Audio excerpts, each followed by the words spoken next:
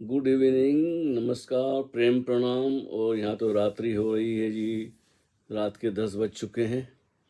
अचानक से आज थोड़ी देर पहले बीयू भाविक ने कुछ प्रश्न पूछे और प्रश्न उनके कुछ उलझे हुए से हैं। पहले मेरा हालचाल पूछा, जैसा था मैंने बता दिया कि भाई, उन्होंने कहा कि आप संतुष्ट हैं, तृप्त हैं, ऐसा ही कुछ उन्होंने पूछा, मुझे याद नहीं ठीक से, लेकिन मतलब उनका ये था कि मैं बिल्कुल तृप्त हूँ, एकदम संतुष्ट हूँ अपने आप से। तो मैंने कहा नहीं जी, ये पूर्ण रूप से तो मैं तृप्त या संतुष्ट नहीं हूँ, क्योंकि ऐसा है तो ऐसा है। फिर आगे उन्होंने और भी बात कही कि मेरे भी कोई गुरु हैं, शिविर में जाना चाहता हूँ, समय नहीं मिलता है, वगैरह वगैरह। खैर इसके बाद फिर उन्होंने असली मुद्दे पर आए। नहीं जानना मुझे हूँ एम आई। भाई मैं नहीं जानना चाहता हूँ कि मैं कौन हूँ, अच्छी बात है। मुझे जानना है मैं क्यों हूँ। अब बताइए। खैर अच्छा है, पूछना चाहिए, जो मन में आया उसको ऊंढेलो तो सही बाहर कम से कम।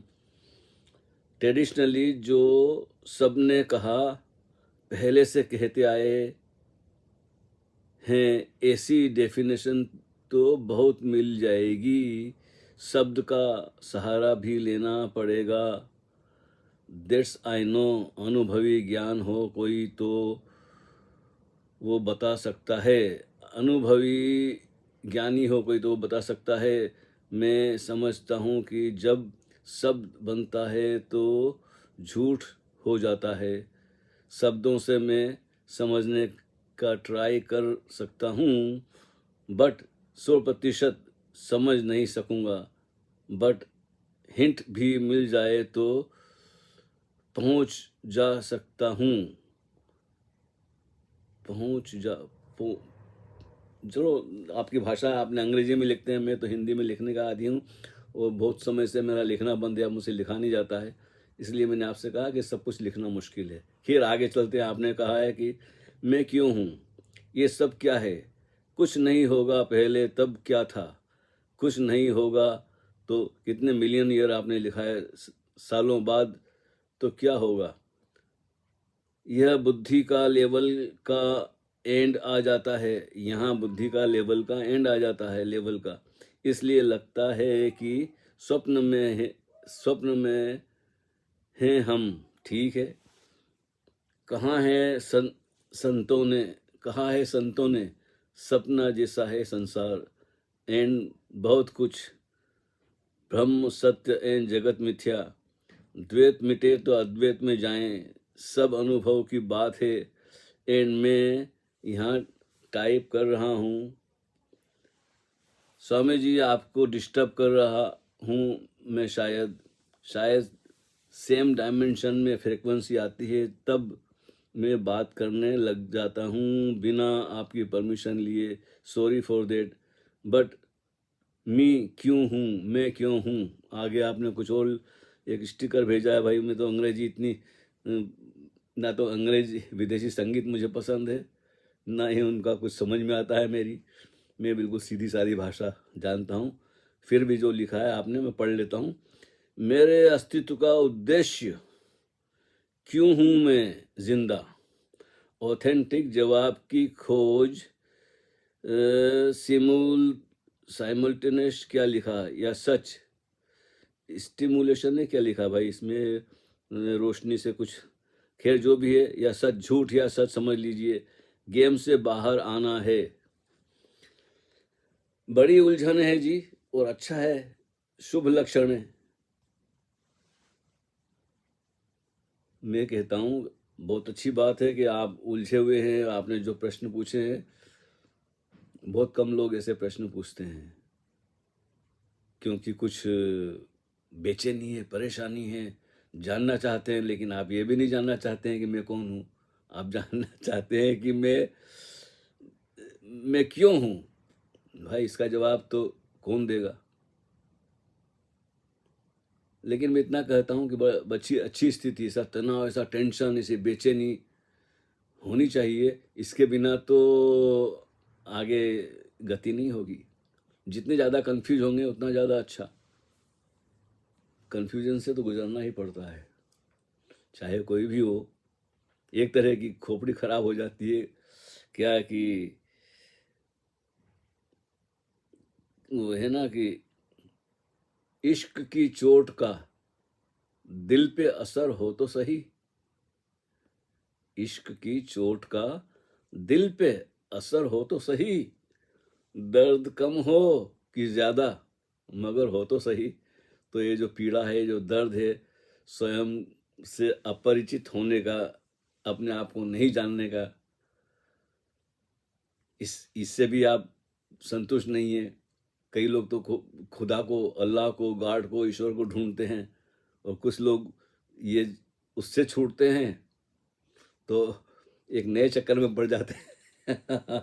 अभी मैंने कुछ आर्टिकल वगैरह थोड़ा बहुत लिखा भी था, कुछ वीडियो भी मैंने बनाई थी, क्योंकि एक वो डिबेट हुई थी ना लंदन टॉप पे जावेद अख्तर की और एक मौलवी की, तो उसके कारण बड़े चर्चा का विषय बन गई पूरे भारत में, अभी तक चल रही चर्चा। तो मैंने भी कुछ बातें कही कि वो टाइटल ही गलत था, डज गॉड एग्जिस्ट, क्योंकि मुसलमान हैं दोनों, एक पूर्व मुसलमान था, पहले कभी मुसलमान था, फिर नास्तिक हो गया, एक मुसलमान, दोनों के बीच में तो अल्लाह की बात होनी चाहिए, गॉड कहाँ से आया। खैर, आज हम उस पर बात नहीं करेंगे। आप तो बोल रहे हैं कि मैं क्यों हूँ। ये तीर और भी गहरा जाना चाहिए। आपके प्रश्न में कितनी सारी बातें हैं बीच बीच में, द्वैत मिटे अद्वैत में जाएं। द्वैत कैसे मिटेगा?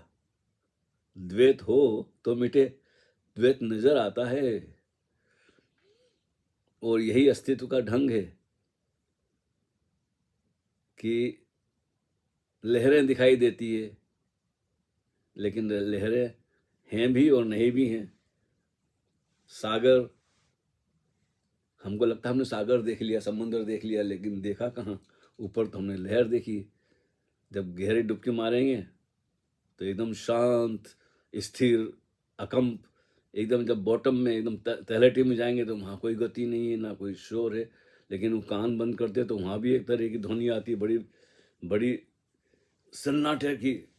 मैंने वो इसको क्या बोलते हैं, स्नॉर्कलिंग क्या बोलते हैं मैं गया था अमेरिका हवाई में, तो मैंने डुबकी लगाई, पानी में नीचे गया, वो कान में लगा के, नाक में, मुंह में लगा के, जो भी हवा, ऑक्सीजन, तो भाई अंदर की जगत, मच्छियों के बीच में से आप तैर रहे हैं, और सब अपने अपने स्वभाव में, बड़ा रंग बिरंगी मछलियां आपके चारों तरफ घूम रही हैं। वो नो आपको उनसे डर नहीं लगता, उनको भी आपसे डर नहीं लगता, लेकिन वो आप पे ध्यान ही नहीं देती, वो अपनी दुनिया में है, वो आपके आसपास से गुजर जाती है। उनकी आदत हो गई शायद, वो खास जगह पे उनकी आदत हो गई कि लोग तैरने वाले आते हैं और निकल के चले जाते हैं, वो अपना घूमती रहती है चारों तरफ।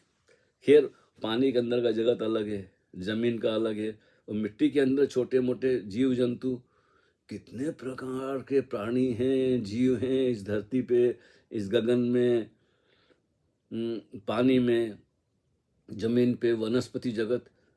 तो आप बोलते हैं ये भाई, आप अकेले को ही परवाह है कि भाई मैं क्यों हूँ, और तो कोई पूछता नहीं ये सवाल।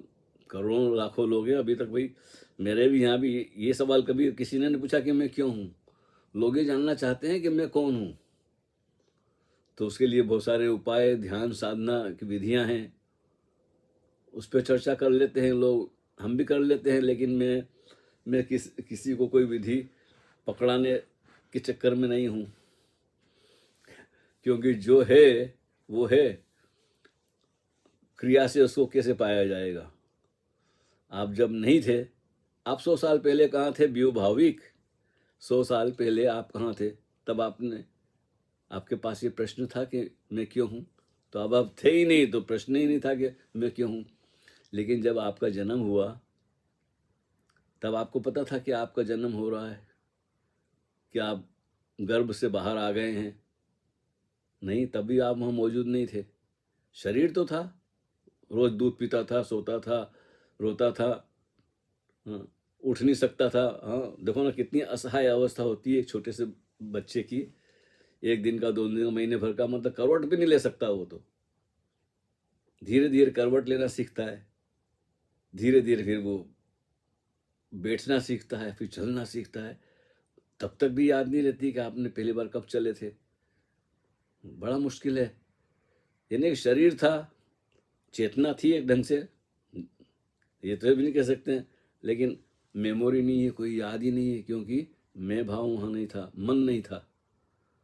तो ये जो आप प्रश्न पूछ रहे हैं, होने का नहीं होने का, हुए आए भाई आई एम, ये सब, ये द्वैत और अद्वैत, ये सारा मन का उपद्रव है। ये एक तरह की लग्जरी है। ऐसे प्रश्न पूछना बड़ी बड़ी ऊंची उड़ान है। नहीं तो लोग तो कारोबार का, धंधा, नौकरी, पैसा, शादी, ब्याह, बच्चे, गर्लफ्रेंड, बॉयफ्रेंड, पति, पत्नी, माता पिता, सोसाइटी, वो क्या बोलते हैं कि पॉलिटिक्स में क्या हो रहा है, तो युद्ध क्यों हो रहा है, तो ईरान ने क्या किया, तो वो फलाने ने क्या किया, तो यूक्रेन में क्या हुआ, तो रशिया में। लोग, हजारों चीज़ें हैं हमारे आसपास, पड़ोसी के झंडे, शहर के, गांव के, मोहल्ले के, हिंदू मुसलमान के, ईसाइयों के, कितने उपद्रव चारों तरफ हमारे फैले हुए हैं। आप उनसे सबसे छूट गए, आपके लिए वो कोई अहमियत नहीं है, कोई उनकी वो इतने महत्वपूर्ण नहीं है सब। आप ये जानना चाहते हैं कि मैं क्यों हूँ। तो पहले ये बताइए कि जब आप 2 साल के थे, 1 साल के थे, तब कहाँ थे? तब तो ये प्रश्न ही नहीं था, तब आप थे, लेकिन क्यों हूँ, ये प्रश्न तो मन के बिना पैदा, शरीर तो पूछते ही नहीं है। शरीर तो प्रेजेंट में होता है ना हमेशा, शरीर तो वर्तमान में रहता है, और वर्तमान समय का हिस्सा नहीं है। इसको समझना बड़ा मुश्किल है। समय हमारा है, आविष्कार है, और ज़रूरी है, आवश्यकता है। समाज में रहेंगे तो समाज के हिसाब से समय कोई ना कोई रूपरेखा बनानी पड़ेगी, समय तय करना पड़ेगा। लेकिन 2-3 साल की उम्र तक आपको समय का पता नहीं था कि रात हो जाती है कि दिन होता है, कि माता पिता कौन होते हैं, कि बस शरीर को भूख लगती है, दूध पीता बच्चा, सो जाता है, फिर उठता है, फिर दूध पीता, फिर सो जाता है, फिर धीरे धीरे खाना खाने लगता है। उसको तो चुनाव ही नहीं होता है, ना बोलना जानता है, ना भाषा, जो उसके आसपास है। तो उस असहाय अवस्था में भी शरीर तो होता ही है, लेकिन परेशान नहीं हुई। जो मानसिक जो बेचैनी है ना, जो व्याकुलता है, जो आप जितने अंदर चल रही है, एक अपने होने से आप परेशान हैं। कहते हैं लोग जिसको, क्या सरफिरा आदमी। तो ऐसा है कि जब आदमी का सर घूमने लगता है ना, अपने आप पे शक होने लगता है, अपने होने पे। क्योंकि होना मीन्स टेंशन में होना है। बीइंगनेस मीन्स यू आर लिमिटेड, शरीर के साथ तादाद में रहेगा। लेकिन जब तक शरीर के बाहर छलांग नहीं लगा ली, तब तक पता ही नहीं चलेगा कि बीइंगनेस शरीर तक सीमित नहीं है। हमारा होना शरीर के कारण हमें आभास होता है कि मैं हूँ, मन के कारण खासकर। शरीर तो तब भी था, तब गहरे नींद में भी हम, आपने उसका भी जिक्र किया है, शायद मुझसे बात की थी आपने 2 मिनट पहले ऐसे ही। तो आपने कुछ रात का कहा, सपना। हाँ, रात को हम सो जाते हैं, तो जी सो जाते हैं तो एक समय 2-3 घंटे का ऐसा आता है कि जहाँ हमें अपने शरीर का भी बोध नहीं होता है, मन भी नहीं होता, शरीर भी नहीं होता है, एकदम सुषुप्ति में, एकदम पता ही नहीं होता है हमारे होने का नहीं होने का। लेकिन वो बड़ी अजीब सी स्थिति है जहाँ हम होते ही नहीं है, लेकिन फिर जैसे ही हम शरीर में लौटते हैं, मन लौटता है, बेचैनी लौट आती है, पता चलता है, करवट लेते हैं, मन फिर शुरू हो जाता है, स्वप्न खो जाता है। तो स्वप्न में होना अर्ध जागृत अवस्था है। स्वप्न देख रहा है व्यक्ति, मतलब एकदम गहरी नींद में नहीं है, मतलब थोड़ा जागरण उसके अंदर है, और जाग जाता है तब भी जागरण तो होता ही है। लेकिन इस अवस्था को बयान करना बड़ा मुश्किल है। आपने कहा आपने कोई गुरुजी हैं और उनके पास जाएंगे, चले जाइए। अगर किसी के पास निकट होने से अच्छा लगता है, ये तो पर्सनल व्यक्तिगत अनुभव है, क्योंकि हर एक का तालमेल हर एक से नहीं बैठता है। आपने कहा कि कहाँ है, कहा है संतों ने, सपना जैसा है संसार। सच में ही सपना जैसा है। अब मेरे को, आपने मेरी उम्र पूछी तो मैंने कहा भाई मैं 77 का हूँ, 77 साल का हूँ। सच में मुझे ऐसा लगता है 77 साल बड़ा लंबा समय था। बीत गया, लेकिन अब लगता है क्या क्या यादें आती है मन में, लेकिन वो जो कुछ है नहीं, उनकी यादें तो है। तो एक ढंग से वो सब है स्मृति में, लेकिन हकीकत में, सत्य में, के जगत में उसका कोई अस्तित्व नहीं है, हो चुका, लेकिन उनकी यादें तो है ना। तो यादें भी एक तरह की वो कहना चाहिए, एक ख्याल है, एक यादों का अस्तित्व है, मानना पड़ेगा, क्योंकि वो यादों में आप खो जाते हैं तो वर्तमान को भूल जाते हैं, वर्तमान की मुसीबतों को, कष्टों को भूल जाते हैं। कोई पुरानी सुहानी यादें आती या दुख भरी यादें आती, सभी यादें हैं। मन असली समस्या है, रोग नहीं कहूंगा मैं, समस्या है। उस समस्या को हल करने के लिए मन से थोड़ा सा डिस्टेंस, थोड़ा सा फासला करना पड़ेगा। मन में जो विचार चल रहे हैं, मैं जो बोल रहा हूँ, मैं अपने विचारों को देख भी रहा हूँ कि जो बात करने वाला है, जो इधर आपके प्रश्न भी लिखा है सामने, और मैं बात भी कर रहा हूँ, ये मैं कह भी रहा हूँ और जान भी रहा हूँ। तो जानने वाला जो है वो मैं नहीं हूँ। ये जो बीइंगनेस है, ये समष्टिगत है, ये व्यक्तिगत नहीं है। मन व्यक्ति का होता है, और ये मन भी बड़ी उलझन वाला मामला है कि सामूहिक मन होता है। इसको कहते हैं ना कि औरों से प्रभावित होकर व्यक्ति जीता है, क्या कलेक्टिव कॉन्शसनेस जिसको बोलते हैं, कलेक्टिव माइंड। मुसलमान एक ढंग से सोचता है, हिंदू अलग ढंग से सोचता है, जर्मन अलग ढंग से सोचता है, ईसाई अलग ढंग से सोचता है, जैन अलग ढंग से सोचता है, अमेरिकन अलग ढंग से सोचता है। तो उनके दिमाग में जो बैठा गया है, तो एक परत दर परत। तभी तो आप कहते हैं ना कि मैं नहीं जानना चाहता कि मैं कौन हूँ, क्योंकि वो सारे तो आपने पढ़ चुके हो, शो का आपने काफ़ी सुना है, दूसरे भी गुरुओं को सुना होगा। सुनते रहिए, पढ़ते रहिए, अगर अंदर इच्छा है तो। और अगर सब पढ़ने से और सुनने से तंग आ गए हैं, इस मुकाम पे पहुंच गए हैं कि मैं क्यों हूँ, तो फिर ये देखो, आपने आखिरी में लिखा है कि मेरे अस्तित्व का उद्देश्य, क्यों हूं मैं जिंदा। ये तो बड़ी आप किससे डिमांड कर रहे हैं, किससे पूछ रहे हैं? ये तो अपने से ही पूछो कि क्यों हैं आप। जरूर कोई इच्छा है कुछ, शरीर को, अगर आप शरीर हैं तो शरीर की तो आपको देखभाल करनी पड़ेगी। आपके बिना शरीर में जो भी होगा, आप कब तक उसको टॉलरेट करेंगे? आप तय कर लें एक जगह बैठे हैं तो कब तक आप बैठेंगे? शरीर की सीमा है, पीड़ा होने लगेगी, उठना पड़ेगा। तो जब तक शरीर से तादात्म्य है, मन से तादात्म्य है, भाव जगत से तादात्म्य है, कॉन्शसनेस का, चेतना का, और चेतना आप नहीं है। ये कुछ बातें हैं जो खास विशेष बातें, उनको शब्दों में कहना बड़ा मुश्किल है। जब मुझे पता चला अस्तित्वगत होने का, तो वहां मैं भाव नहीं था। कुछ 3.5 घंटे का वो समय बीता, मुझे तो बाद में पता चला कि 3.5 घंटे बीत गए, करीब करीब 4 घंटे। लेकिन उस स्थिति में मैं भाव नहीं था, लेकिन मैं पूरे होश में था। और मैं ही नहीं था, होश था, और एक आनंद की उसको कहना ही बड़ा मुश्किल है। मैंने पेंटिंग वगैरह बनाई थी, लेकिन वो भी एक, समझ लो कि किसी तरह से, लेकिन वो बात नहीं कही जा सकती। बस वो अचानक घटना घटती है कभी जीवन में, लेकिन वो घटती तभी है तब आप 100% अपने पीछे पड़ते हैं। अपने माही टटोल जो पूछ रहा है, उसको ध्यान दे कि कौन पूछ रहा है, ये कौन तंग आ गया अपने आप से, ये मैं कौन हूं, ये मेरा। गेम से बाहर आना है। हम तो बाहर हैं ही गेम से, गेम ने हमको नहीं पकड़ा, हमने गेम को पकड़ रखा है। और गेम जरूरी है, जब तक शरीर है तब तक तो सब चलेगा ही। शरीर के रहते ही साथ साथ में थोड़ी सजगता बस साधते रहो। घंटे भर में अगर कुछ सेकंड भी सजगता सजती है, मिनटों,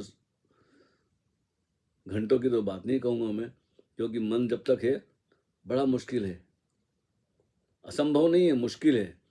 विचार भी चलते रहे हैं और आप जानते रहें कि विचार चल रहे हैं, लेकिन एक ऐसी भी अवस्था आती है कि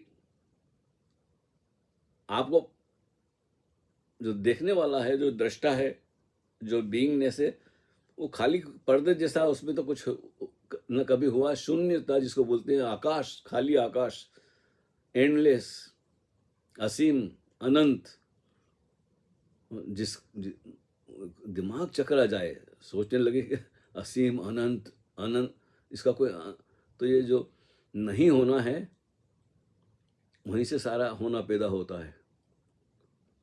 आकार निराकार में खो जाता है और निराकार से ही आकार क्या बोलते हैं, उससे प्रज्वलित होता है या उगता है या उससे पैदा होता है, जन्म लेता है।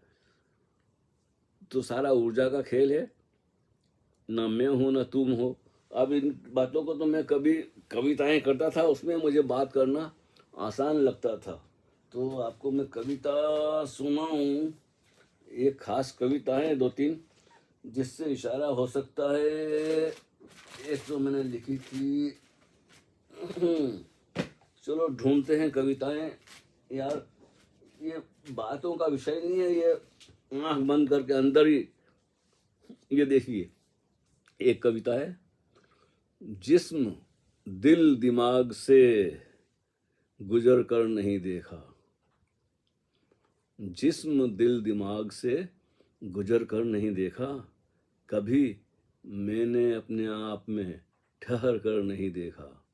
मन तो ठहरता नहीं है ना, इसलिए ये शब्द कहना पड़ रहा है, कभी मैंने अपने आप में ठहर कर नहीं देखा।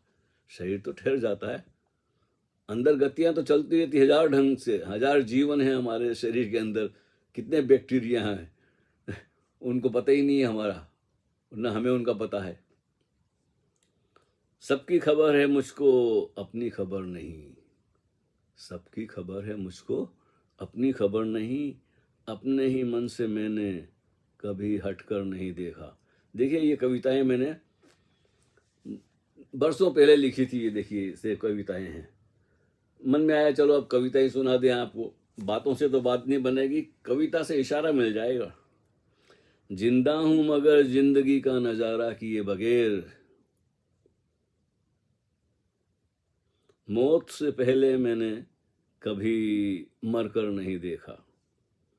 यह कौन बोलता रहता है रात दिन मुझ में, इस बोलने वाले को मैंने कभी मुड़कर नहीं देखा। लफ्जों का खेल था, शब्दों का खेल था, लफ्जों का खेल था, जिसे मैं इल्म समझ बैठा, जिसे मैं ज्ञान समझ बैठा। शब्दों का खेल था, दिल की किताब को कभी पढ़कर नहीं देखा। और देरो हरम में रब को मैंने सजदा बहुत किया, कहाँ कहाँ सर नहीं झुकाए, तीर्थ स्थानों पे, कभी गुरुओं के, बाबाओं के, तो इधर उधर। देरो हरम में रब को मैंने सजदा बहुत किया, अपने ही दिल के अंदर झुककर नहीं देखा। ये झुककर देखना कुछ ऐसा है कि ऐसा नहीं कि सच में झुकना है। ये अहंकार जब तिरोहित हो जाता है ना, तो बोलते हैं व्यक्ति झुक जाता है। अहंकार ही अकड़ है, वही सर है। वो सर का मतलब है कि बुद्धि। ये देखिए, एक दो कविताएं और सुना देता हूँ आपको, या इसके बाद में डालूंगा। बड़ी लंबी हो रही है बात, तो ये बात हम देखिए, अच्छी बात है, अपने आप में उलझे रहिए और पूरी समग्रता से उलझिए। मत पूछो कि मैं कौन हूँ, क्यों हूँ, इसको एहसास करो। अंदाजा लगाओ कि 100 साल पहले कहाँ थे, 100 साल बाद कहाँ होगे। दिमाग चकरा जाएगा, और जब तक दिमाग चकरा ना जाए पूरी तरह से, सन्नाटा नहीं छाता है। एकदम सन्नाटा उतर आता है जब आप एक्सट्रीम में, अति पे झकझोरते हैं अपने आप को। उस सन्नाटे में कुछ संभावना है, कुछ झलक मिले, कुछ सुराग मिले। तो ऐसा है, कविताओं को मैं आपके लिए अलग से बना देता हूँ। ये 25 मिनट हो गए, लोग बोर हो जाते हैं ऐसी बातें सुनकर। तो ठीक है, देखिए, इन बातों में कुछ बात बने तो ठीक है, नहीं तो भाई वक्त तो गुजर ही जाएगा, गुजरता रहा है, गुजरता जाएगा। तो फिर मिलते हैं, आगे कविता सुना देते हैं अलग से।